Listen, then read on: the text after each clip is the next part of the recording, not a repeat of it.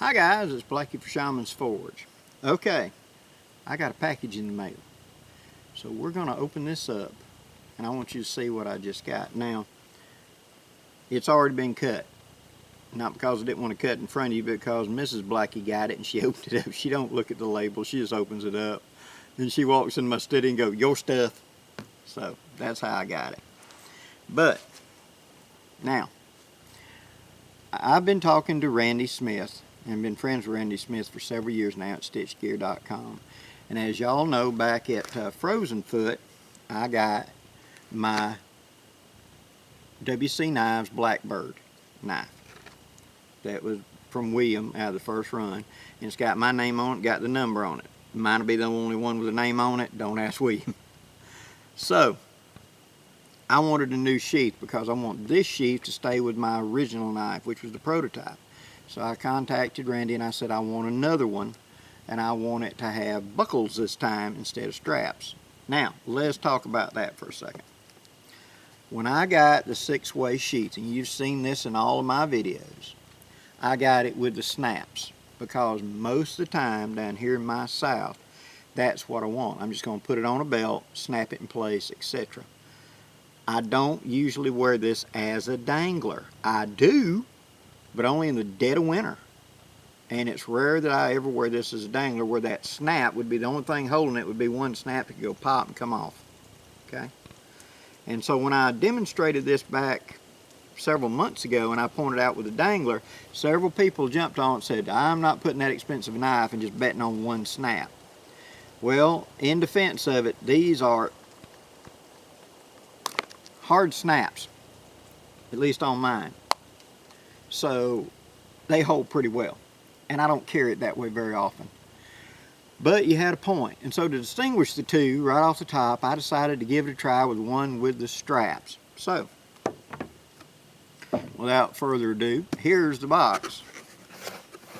Now I got two items from Randy, because Randy now not only carries the leather work, he's also branching out to other things. As I've mentioned before, he's a one-win hammock dealer now, because he saw mine, liked it, and he contacted the company. We'll get to that in a second. He is also a grail dealer, and I'm tickled with that. We'll get to that in a second. So, the sheath.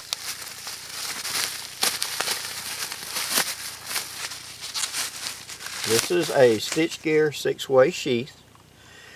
I asked him to put the maker's mark on the front of it because on my original it's actually on the back side of it. And I said I wanted it to be shown so people could see it.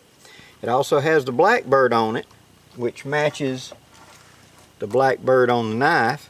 And since these were run number 1, he put a number 1 on it as well. So it's run number 1 blackbird sheath. Now this is a heavy saddle leather waxed, beeswax impregnated sheath. You've seen this one on me for a couple of years now. It's just now getting good and weathered. This is going to last your lifetime, guys. This is, like I've mentioned in other things before, it's the same kind of leather they made 1911 holsters out of in World War II. And how many of them do you find laying around at surplus places that have not been taken care of but are still just as good today as they were 70 years ago? Same type leather, same type treatment. This makes a sheath that lasts. And so I've got a knife I'm going to probably pass down, and I got a sheath that I'm going to pass down. Now, it's got the 2 buckles as opposed to the snaps. Now, I really like that, and I like it where he left me enough room to add holes if I need to adjust to some other configuration he didn't envision. And this sheath can be carried so many ways. With the belt going through the big center loop, it sits there diagonally on your belt for Cheyenne carry.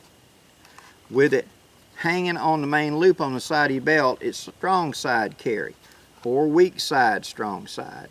You can also flip these loops around to make this loop up here shorter, make it ride higher on your belt. You can also use just the buckles and put it across your back for a scout type carry. You could also anchor it up here on the shoulder strap for a straight pull carry. There's 6 or 7 ways you can carry that sheath. That's the reason I wanted it. Now Randy said when you get it, it's going to be tight as all get out. He ain't kidding. It's tight. It's in and it's out. It's not too tight, but it's tight.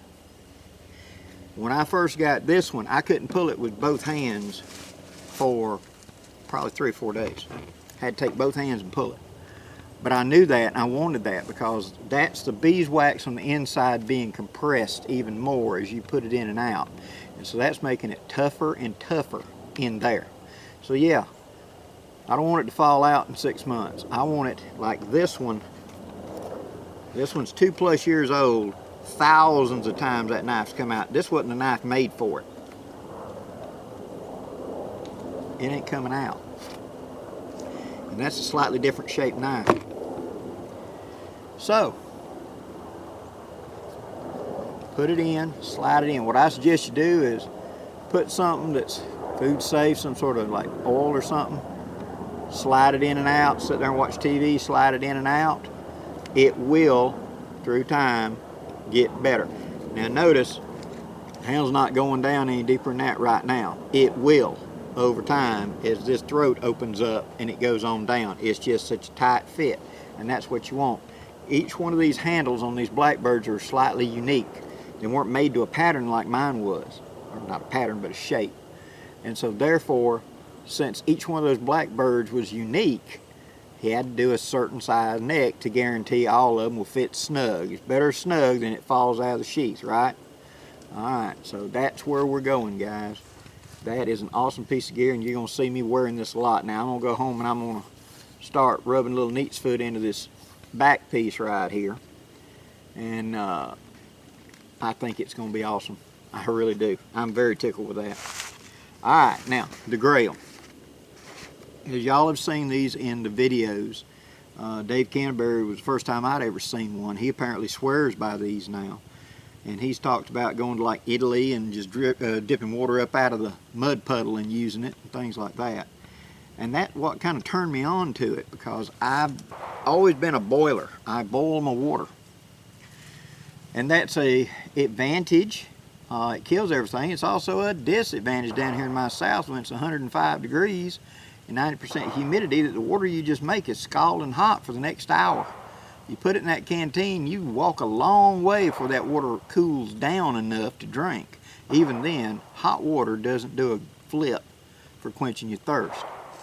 And I had thought about getting one of the little filters or whatever. Well, Dan Lutz had spent some time talking to Dave Canterbury at one of the Pathfinder things, and Dan got one. And it was because of Dan telling me this really, really works, it's great, I decided to go for it. So since Randy is a dealer, I went ahead and got one of these. Now, the big thing about it is you can fill it up, you can filter. There's your filter on that end. You fill the outer cup full of water, put it up there and just press it down. Like that. And it's quick. This lid can stay in place. It transfers the water directly to the inside. You can then just unscrew and immediately drink. So you can fill it up and squeeze it, and in 30 seconds have near about a quart of water. Man, that would be so awesome when it's hot and you find that little cool spring that is not coming directly out of the ground and it's probably got something in it, being able to filter it with this, because this filters even viruses. So it goes way on down, and that cartridge on it is replaceable, but it filters a lot of water. So that's why I'm doing it. One Press Global Protection. I got my glasses on, I'd read you the stuff, but I'm sure you can go to the website and find it. And also, right there, that little tab, if you pull it, you find out you got stickers and stuff inside. That's pretty cool. So, 2 things you're going to be seeing in my gear upcoming. These, because I'm talked about doing overnighters and stuff, and this is going to lighten my load because I'm still going to carry my belt canteen.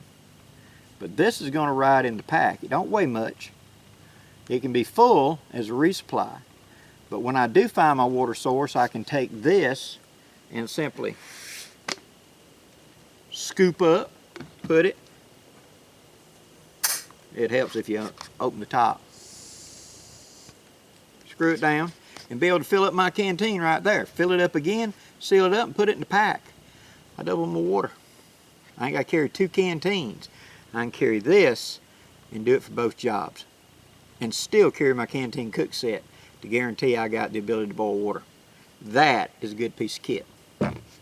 Well guys, I hope this gives you some ideas. I hope you're interested in this stuff.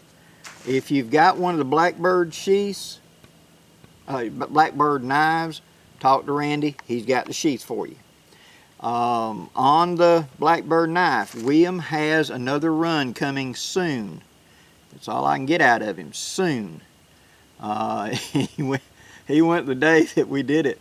For those of you that don't know, he put up the blackbird was going up for sale at 8 a.m.